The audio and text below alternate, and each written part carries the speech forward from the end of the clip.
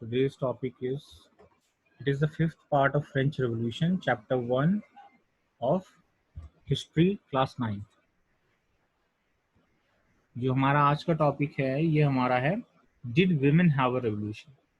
इसमें हम लोग पढ़ेंगे कि विमेन जो हुआ करती थी फ्रांस की फ्रेंच सोसाइटी में, उनका रेवोल्यूशन के पहले क्या कंडीशन था, रेवोल्यूशन होने के बाद उनकी कंडीशंस में क्या कोई चेंज आया, और आया तो किस हद तक उन्होंने रेवोल्यूशन में किस तरह से पार्टिसिपेट किया। ये सारी चीजें हमें इस टॉपिक के अंदर देखनी है। तो सबसे पहली बात तो ये कि विमेन जो थी वो हमेशा ही रेवोल्यूशन में एक्टिव पार्टिसिपेंट्स थी। हमेशा से उन्होंने रेवोल्यूशन में अपना पार्टिसिपेशन एक्टिवली दिया था और उनको ये उम्मीद थी कि उनकी लाइफ जो है वो इम्प्रूव हो जाएगी रेवोल्यूशन के बाद, और इसी उम्मीद में उन्होंने हर स्टेप पर रेवोल्यूशन में अपना योगदान दिया, साथ दिया। Most of them had to work. Revolution से पहले और रेवोल्यूशन के दौरान जो स्थिति थी उसके बारे में बात कर रहे हैं कि ज्यादातर जो वीमेन होती थी वो लिविंग अर्न करने के लिए उनको काम करना होता था। बहुत सी सीमस्ट्रेस की तरह काम करती थी, कुछ लॉन्ड्रेसेस की तरह काम करते थे, कुछ घरों में जो नोबल्स और जो रिच मिडिल क्लास फैमिली से उनके यहाँ सर्वेंट के तौर पर काम किया करती थी। मतलब कि ज्यादातर महिलाएं जो थी वो वर्किंग वुमेन थी। उसके अलावा कुछ औरतें फूल बेचने का, फ्रूट्स को बेचने का, सब्जियों को बेचने का काम मार्केट्स में किया करती थी। ज्यादातर महिलाओं को एजुकेशन या जॉब ट्रेनिंग करना अलाउड नहीं था, या ये कहें कि उनको एक्सेस नहीं मिला हुआ था एजुकेशन या जॉब ट्रेनिंग का।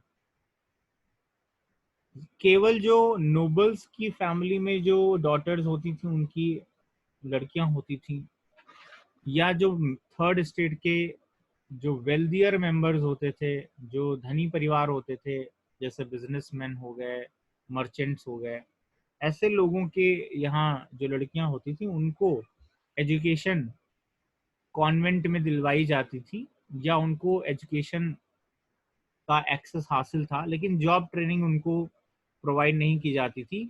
एजुकेशन हासिल करने के बाद उनको जो है अक्सर ऐसा देखा जाता था कि उनकी मैरिज कर दी जाती थी।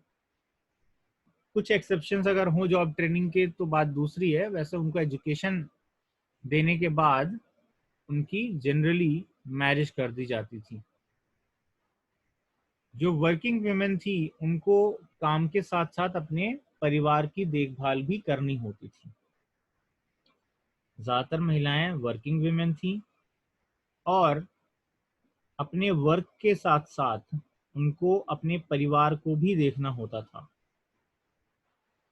जैसे कि अपने फैमिली के लिए खाना बनाना, वाटर लेकर के आना फेच करके, ब्रेड के लिए लाइन लगाना, लाइनों में खड़े होकर के ब्रेड खरीद करके लाना, बच्चों की देखभाल करना, ये सारी जिम्मेदारियां भी वही निभाती थी।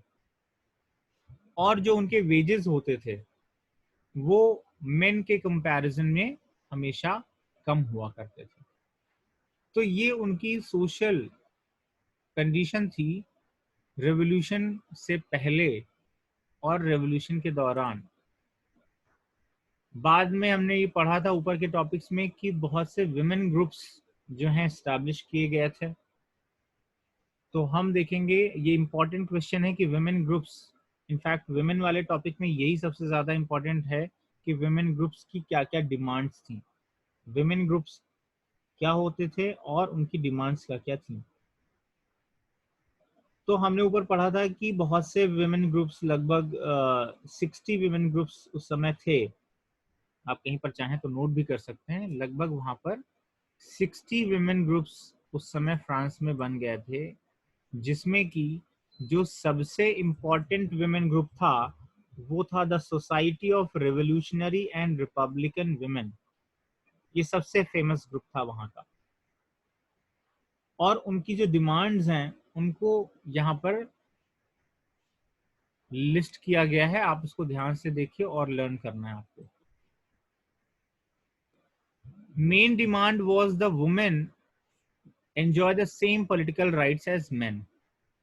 पहली जो उनकी डिमांड थी वो ये कि विमेन को मेन की तरह ही पॉलिटिकल राइट्स मिलें, क्योंकि आपने ये पढ़ा है कि रेवोल्यूशन के बाद जब नेशनल असेंबली बनी तो उसके इलेक्शंस में वोट करने का राइट महिलाओं को नहीं था, उनको पैसिव सिटीजन्स की कैटेगरी में रखा गया था।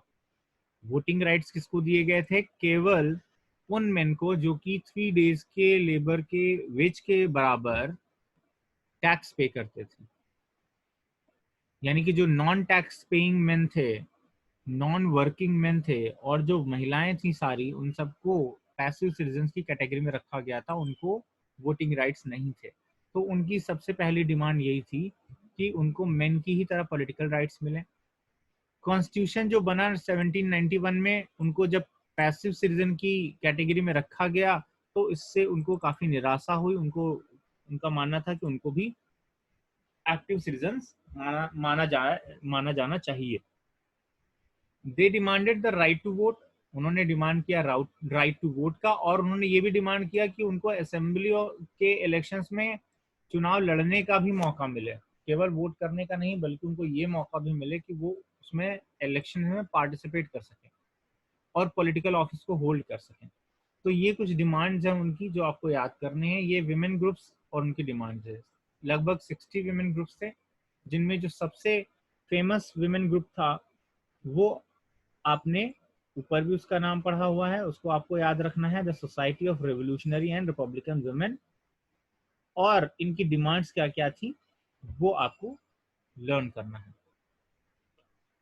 Now the revolutionary government, after revolution कुछ इम्प्रूवमेंट करने की कोशिश जो महिलाओं की हालात में किए गए, उनकी कंडीशंस में जो इम्प्रूवमेंट लाने की कोशिश की गई, वो भी एक इम्पॉर्टेंट क्वेश्चन है, इसको भी आपको पता होना चाहिए, लर्न करना है। सबसे पहली चीज जो रेवोल्यूशनरी गवर्नमेंट ने की वो ये किया कि उन्होंने कुछ स्टेट स्कूल्स खोले, यानी सरकारी स्कूल खोले, और सारी लड़कियों के लिए एजुकेशन स्कूलिंग कंपलसरी कर दी। ठीक है, तो ये एक स्टेप उठाया गया उनके इम्प्रूवमेंट के लिए। आपसे क्वेश्चन पूछा जाएगा इस तरह से कि what steps did revolutionary government took for improvement of women's status या वुमेन्स कंडीशन, तो उसमें आपको ये पॉइंट्स लिखना है। Father could no longer force them into marriage against their will. पहले जैसे कि आपने पढ़ा है ऊपर की, परिवार वाले उनको थोड़ी बहुत अगर एजुकेशन देते थे, मान लीजिए नोबल्स के यहाँ भी और वेल्दियर मिडिल क्लास में तब भी, और जो गरीब परिवार होते थे उनके यहाँ भी उनकी शादियां जल्दी ही करा दी जाती थी, और जनरली ये जो पेरेंट्स तय करते थे उसके हिसाब से ही अरेंज्ड मैरिज ही हुआ करती थी। लेकिन अब ऐसा कानून बन गया कि उनसे जबरन उनकी मर्जी के खिलाफ जो है फोर्सफुली उनकी शादी नहीं कराई जा सकती, मैरिज नहीं कराई जा सकती।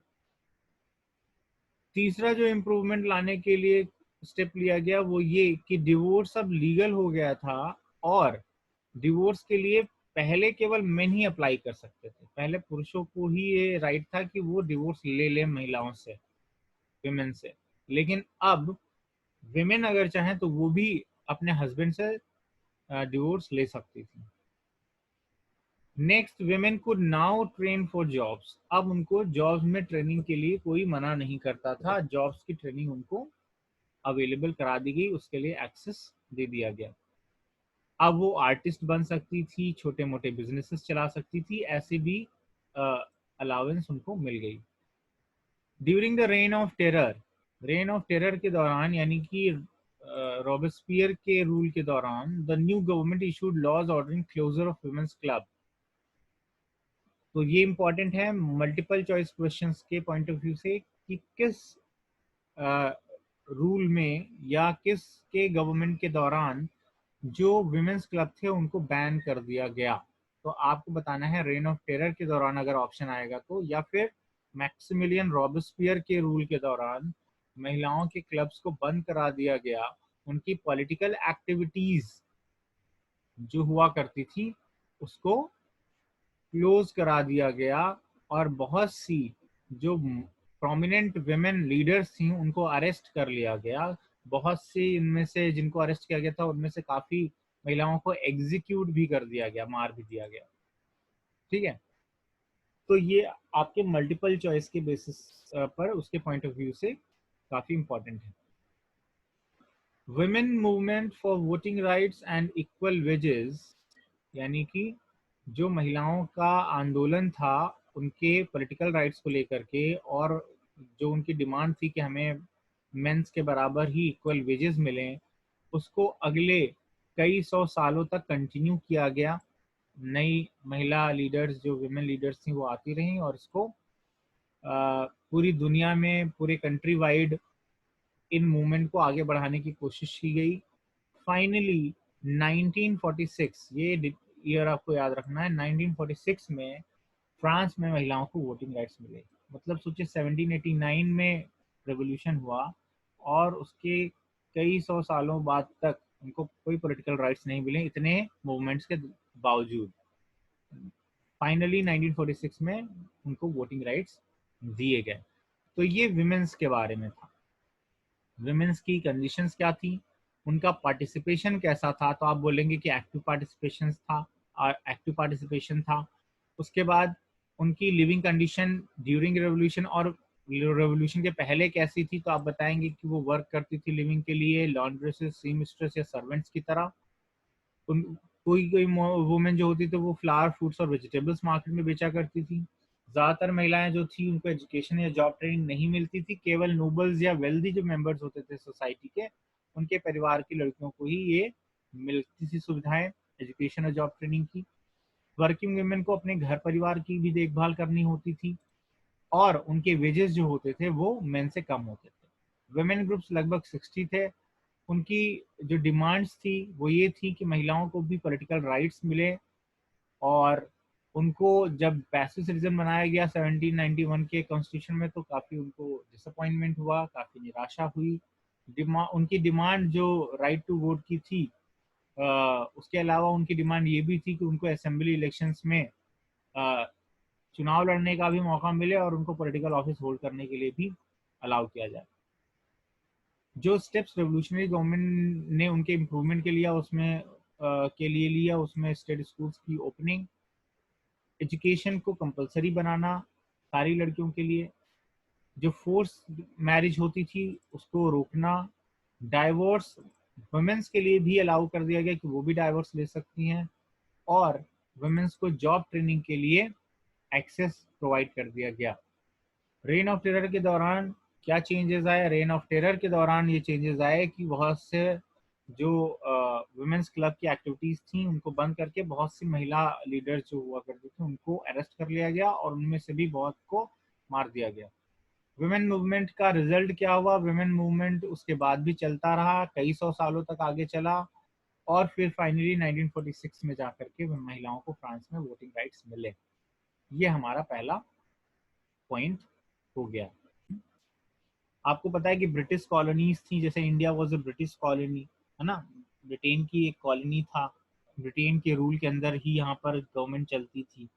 उसी तरीके से और भी यूरोपियन कंट्रीज के अपने कॉलोनीज थी बहुत से देशों में, और इसी तरीके से फ्रांस की भी बहुत सी कॉलोनीज थी अफ्रीकन कंट्रीज में, और कुछ कैरेबियन आइलैंड्स थे वहाँ पर, उनके अपने कॉलोनीज हुआ करते थे जहाँ से कि वो रिसोर्सेज को यूज करते थे और वहाँ पर रूल करते थे इनडायरेक्टली।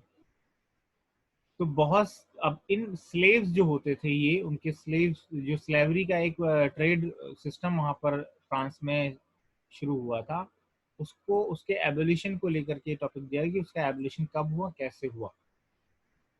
तो बहुत से रिवोल्यूशनरी सोशल रिफॉर्म जो हैं वो जैकोबिन के रिजाइम में लिए गए, यानी जब जैकोबिन क्लब यानी मैक्सिमिलियन रॉबेस्पियर रूल कर रहा था उस समय, और उनमें से सबसे इम्पोर्टेंट जो रेवोल्यूशनरी सोशल रिफॉर्म था वो ये था कि उसने स्लेवरी को फ्रेंच कॉलोनीज में खत्म कर दिया गया। फ्रांस की कॉलोनीज कुछ कैरेबियन आइलैंड्स में थी, जैसे मार्टिनिक, गॉडलोप और सैन डोमिंगो। ये उसके सबसे प्रोमिनेंट, ये कैरेबियन आइलैंड के पास, कैरेबियन सी के पास ये 3 आइलैंड्स हैं जहां पर की फ्रांस की कॉलोनी हुआ करती थी। Now these were important suppliers of, यानी कि यहाँ ये जो कॉलोनीज थी या ये बहुत इंपॉर्टेंट सप्लायर्स थे टोबैको, इंडिगो और शुगर और कॉफी के। ये प्रोडक्ट्स वहाँ पर काफ़ी अच्छी खासी मात्रा में काफ़ी अच्छी क्वालिटी के होते थे और वहाँ से सप्लाई किए जाते थे। लेकिन प्रॉब्लम ये थी कि जो यूरोपियन लोग होते थे, जो फ्रेंच थे या जो आसपास के स्टेट्स के लोग थे, वो इन आइलैंड्स पर जाकर नौकरी नहीं करना चाहते थे। वो इतनी दूर जाकर के और इतने अनफैमिलियर लैंड्स पर जहाँ की उनको जानकारी नहीं है, वहां पर जाकर के नौकरी करने को तैयार नहीं थे। तो इसकी वजह से वहां पर लेबर्स की शॉर्टेज हो गई। मतलब कि ये एरियाज जो फ्रेंच कॉलोनीज थे, ये तीनों मार्टिनिक, गॉडलोप और सैन डोमिंगो, यहाँ पर प्रोडक्शन तो बहुत अच्छा होता था इनका, लेकिन क्योंकि यूरोप से लोग वहां पर जाकर जॉब नहीं करना चाहते थे, नौकरी नहीं करना चाहते थे, इसलिए वहां पर जो लेबर्स थे उनकी शॉर्टेज हो गई और इस वजह से प्रोडक्शन कम होने लगा। इसका तरीका जो उन्होंने ढूंढा वो उन्होंने क्या किया, एक triangular slave trade system establish किया। ये टर्म आपको याद रखना है, ट्रायंगुलर स्लेव ट्रेड सिस्टम। ये ट्रेड जो होता था वो यूरोप, अफ्रीका और अमेरिका के बीच में होता है, इसीलिए ट्रायंगुलर बोला जाता है। ठीक है, यूरोप, फिर यहाँ पर है, ये हो गया आपका यूरोप, ये है आपका अफ्रीका, और उसके बाद यहाँ से अमेरिका, इधर वेस्ट साइड में, अफ्रीका के बाद यहाँ पर अमेरिका। एक्चुअली ये अमेरिका के पास ही है ना कैरिबियन सी, और अमेरिका के ही अंडर में है अब ये सारे जो आपके आइलैंड्स हैं। तो ये अमेरिका, अफ्रीका और यूरोप के बीच में ये triangular slave system, slave trade system शुरू हो गया। अब इसमें होता क्या था, ये 17वीं सेंचुरी की बात है, वहां उस समय ये ट्रेड सिस्टम शुरू हुआ था। ये ट्रायंगुलर स्लेव ट्रेड सिस्टम कैसे काम करता था उसको समझिए। देखिए, फ्रेंच मर्चेंट्स जो फ्रांस के व्यापारी होते थे, बहुत से व्यापारी ऐसे होते थे जो यही काम ही करते थे, स्लेव सप्लाई करने का काम करते थे। यानी एक नए तरीके का बिजनेस था वहां पर, जैसे प्रोडक्ट्स को बेचा जाता था, खरीदा जाता था, उसी तरीके से वहां पर स्लेव्स की खरीदी और बिक्री हुआ करती थी। तो फ्रांस के जो मर्चेंट्स होते थे जो कि स्लेव का ट्रेड करते थे, वो बॉर्डियोक्स और नैंटिस, ये दो इंपॉर्टेंट फ्रेंच पोर्ट्स हैं। पोर्ट मतलब जानते होंगे आप लोग, जहाँ से शिप से ट्रेड किया जाता है। तो ये दो इम्पोर्टेंट ट्रेड सेंटर्स थे, ये दो इम्पोर्टेंट पोर्ट थे फ्रांस में। फ्रांस के मर्चेंट्स यहाँ से अफ्रीका पहुंचते थे, अफ्रीकन कोस्ट पर जाते थे। वहां पर जो वहाँ पे लोकल उस वहाँ के रूलर्स होते थे, अफ्रीकन ट्राइबल ग्रुप्स के जो लीडर्स होते थे, वहां से वो स्लेव्स को खरीदते थे, पैसे दे करके स्लेव्स को खरीदते थे। और उसके बाद उन स्लेव्स की ब्रांडिंग की जाती थी, क्योंकि कई मर्चेंट्स थे, हर मर्चेंट का अपना लोगो होता था, तो उस लोगो का ब्रांडिंग किया जाता था उनकी बॉडी पर, और फिर उनको बांध करके शिप्स में पैक करके और कैरेबियन ले जाया जाता था। कैरेबियन जहां पर आइलैंड्स में आपने पढ़ा कि कमी है लेबरर्स की, उस जगह पर ले जाया जाता था। फिर वहां पर जो प्लांटेशन ओनर्स थे, जिनको लेबरर्स की कमी पड़ रही थी, उन लोगों को ये स्लेव्स बेच दिए जाते थे। तो कैरेबियन आइलैंड्स में जो लेबर्स की कमी थी वो अफ्रीका से पूरी की जाती थी, और इसको पूरा करने के लिए बहुत से फ्रेंच मर्चेंट्स यही बिजनेस करते थे, अफ्रीका में जाकर के स्लेव्स को खरीदते थे उनकी ब्रांडिंग करके उनको जहाज से ले जाकर के कैरेबियन आइलैंड्स में बेच देते थे ताकि उनसे लेबर का काम लिया जा सके। इस तरह की सिचुएशन थी। अब देखिए लिखा हुआ है कि जो कन्वेंशन बना था, कन्वेंशन का मतलब जो रॉबेस्पियर के टाइम पर लेजिस्लेटिव था, कन्वेंशन जो था उसने 1794 में लेजिस्लेट कर दिया, एक कानून बना दिया कि सारे स्लेव्स को फ्रेंच कॉलोनीज से क्या कर दिया जाए, फ्री कर दिया जाए। जितने भी ओवरसीज पोजीशन में फ्रेंच कॉलोनीज है वहां पर जितने भी स्लेव्स काम कर रहे हैं उनको आजाद कर दिया जाए। तो ये एक बहुत अच्छा स्टेप लिया था रॉबेस्पियर ने। लेकिन ये स्टेप बहुत दिनों तक नहीं चला, ये काफी शॉर्ट टर्म था, क्योंकि आपको पता है 1794 जुलाई में ही उसको मार दिया गया था। और फिर उसके बाद डायरेक्टरी रूल आ गया, और डायरेक्टरी रूल जल्दी खत्म होकर के 1799 में ही नेपोलियन ने अपने हाथों पे सरकार की कमान ले ली। तो जब नेपोलियन 1799 में काउंसिल बना तो उसने क्या कर दिया, फिर से स्लेवरी सिस्टम को स्टार्ट कर दिया, क्योंकि इससे बहुत ज्यादा प्रॉफिट होता था फ्रेंच गवर्नमेंट को। तो ये कुछ फैक्ट्स इसके बारे में आपको याद रखने हैं। किसने स्लेवरी सिस्टम को खत्म किया था फ्रांस में सबसे पहले, तो आप बोलेंगे रॉबेस्पियर ने कन्वेंशन की गवर्नमेंट के टाइम पर 1794 में लॉ बना करके इसको खत्म किया गया। दोबारा किसने इंट्रोड्यूस कर दिया था, नेपोलियन ने दोबारा 1799 में इसको इंट्रोड्यूस कर दिया।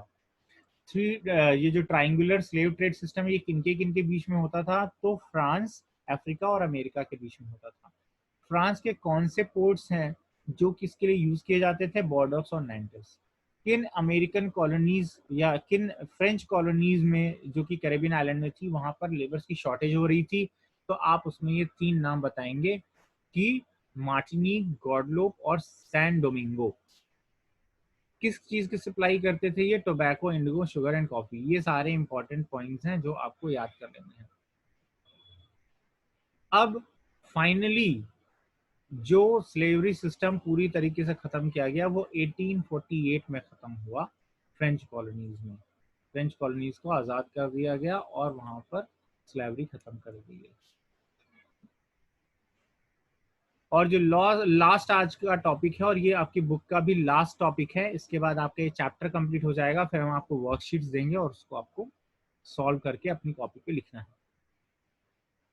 लास्ट टॉपिक दिया आपकी बुक में, the revolution and everyday life, यानी कि रोजमर्रा की जिंदगी में कैसे चेंजेस आए रेवोल्यूशन से, उसके बारे में ये टॉपिक है। बहुत शॉर्ट में है, बहुत कम पॉइंट्स हैं इसमें लर्न करने लायक, फिर भी जो लिखे हुए वो आप जान लीजिए। सबसे पहला जो एवरीडे लाइफ में जो चेंज आया वो आया abolition of censorship. Abolition of censorship का मतलब ये होता था कि जो लुई 16 था और उसके पहले जो रूलर्स थे उनके दौरान कोई भी चीज प्रिंट होने से पहले, मैगजीन, न्यूज़पेपर्स में प्रिंट होने से पहले, या अगर उसका प्ले हो रहा है, प्ले होने का मतलब जो स्टेज पर परफॉर्मेंस होता है, उसको करने से पहले जो भी कंटेंट वहां पर परफॉर्म किया जा रहा है, डिलीवर किया जा रहा है, पब्लिश किया जा रहा है, उसकी सेंसरशिप होती थी, उसकी जांच होती थी। उसके लिए सेंसर ऑफिसर्स होते थे राजा के, जो कि चेक करते थे कि कोई कंटेंट न्यूज़पेपर में, मैगजीन्स में ऐसा तो नहीं छप रहा है जो कि गवर्नमेंट के खिलाफ है, राजा के खिलाफ है। अगर ऐसा होता था तो उसको पब्लिश करने से मना कर दिया जाता था, और ऐसा अगर कोई कर देता था तो उसको पनिशमेंट मिलती थी। इसको सेंसरशिप कहते थे। ये सेंसरशिप बाद में नेशनल असेंबली ने हटा दिया, और अब लोगों को क्या मिल गया, स्पीच एंड एक्सप्रेशन का राइट मिल गया, फ्रीडम मिल गया। अब वो जो चाहें वो प्रिंट कर सकते हैं, बोल सकते हैं, परफॉर्म करके प्रेजेंट कर सकते हैं, ये चीजें। और ये declaration of right of man and citizen में इस बात का प्रोक्लेमेशन भी कर दिया गया था कि अब सभी लोगों को स्पीच एंड एक्सप्रेशन की आज़ादी होगी, और ये नेचुरल राइट है जो किसी से छीना नहीं जा सकता। इसको नेचुरल राइट बताया गया था प्रोक्लेमेशन में। ये जो मैन सिटीजन्स के राइट्स का डिक्लेरेशन था उसमें बोला गया था कि ये एक नेचुरल राइट है। नेचुरल राइट का मतलब क्या होता है कि जो आपको बर्थ लेते ही मिल जाता है और जो आपसे छीना नहीं जा सकता। तो ये हो गया पहली चीज कि सेंसरशिप क्या कर दी गई, खत्म कर दी गई। दूसरा हुआ ये कि जब सेंसरशिप खत्म हो गई तो क्या चेंज आया, न्यूज़पेपर, पैम्फलेट, बुक्स और प्रिंटेड पिक्चर्स ये पूरे टाउन्स में भर गए। यानी अब जो चाहता था, जिस तरह की बातें चाहता था अपने न्यूज़पेपर, पैम्फलेट, बुक्स में प्रिंट कर देता था। पहले सेंसरशिप थी तो जांच होती थी, इसलिए लोग कम प्रिंट करते थे और अलाउ नहीं किया जाता था। अब क्योंकि इसकी आज़ादी है तो जो भी चाह रहे हैं, जैसे भी चाह रहे हैं, लोग आर्टिकल्स लिख रहे हैं, न्यूज़ पब्लिश कर रहे हैं, पैम्फलेट्स, बुक्स प्रिंट कर रहे हैं, ये सारी चीज़ें होने लगी।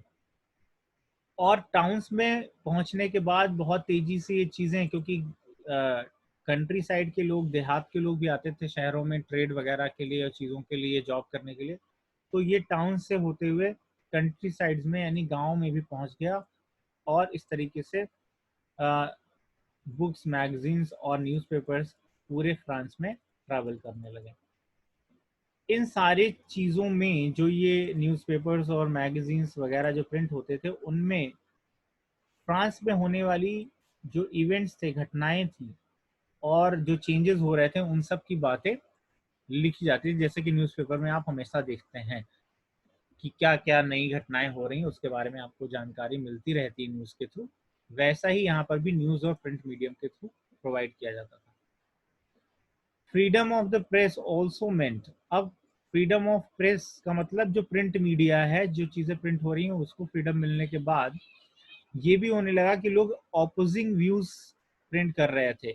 यानी कोई व्यक्ति कुछ आर्टिकल प्रिंट करता था, किसी बारे में अपना विचार रखता था, तो दूसरे लोग उसके अगेंस्ट में या उसके फेवर में भी आर्टिकल्स प्रिंट करते थे, जिससे कि एक डिस्कशन का, आर्गुमेंट का एक माहौल भी था वहां पर, और जिससे काफी नई चीजें लोगों के सामने आ रही थी। हर पार्टी चाहती थी कि हमारी बातों को हम अच्छे तरीके से रखें और जो हमारा ऑपोजिशन है उसको हम कन्विंस कर लें अपनी बातों से, अपनी बातों के पक्ष में कर लें, या उसको इस चीज़ के लिए कन्विंस कर लें कि हम जो कह रहे हैं वो सही है।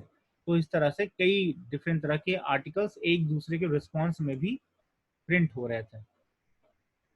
This was one way they could grasp and identify with ideas, और इस तरीके से लिबर्टी, जस्टिस, पॉलिटिकल फिलोसफर्स के जो बाकी आइडियाज थे वो सारे लोगों तक पहुंचने लगे। क्योंकि पढ़े लिखे लोगों की संख्या वहां पर बहुत कम थी, बहुत कम ही लोग पढ़े लिखे होते थे, इसलिए इन मैगजीन्स को, आर्टिकल्स को लाउडली रीड करके पढ़ा जाता था सैलून्स वगैरह में, जो आपने पहले पढ़े थे, जिससे कि ज़्यादातर लोगों तक इसकी पहुंच हो सके। तो ये आपका टॉपिक है फ्रेंच रेवोल्यूशन। आज आपका कंप्लीट होता है चैप्टर 1। आप इसको रिवाइज करिए। नेक्स्ट क्लास जो होगी आपकी सैटरडे को, उसमें इस पर बेस्ड कुछ क्वेश्चंस डिस्कस करेंगे हम लोग, और एक ओवरऑल इसका रिवीजन क्लास हम लेंगे। अगर अभी आपको कुछ इसके बारे में डाउट है, कोई चीज़ अगर आपको पूछनी है, तो आप मैसेज करके पूछ सकते हैं।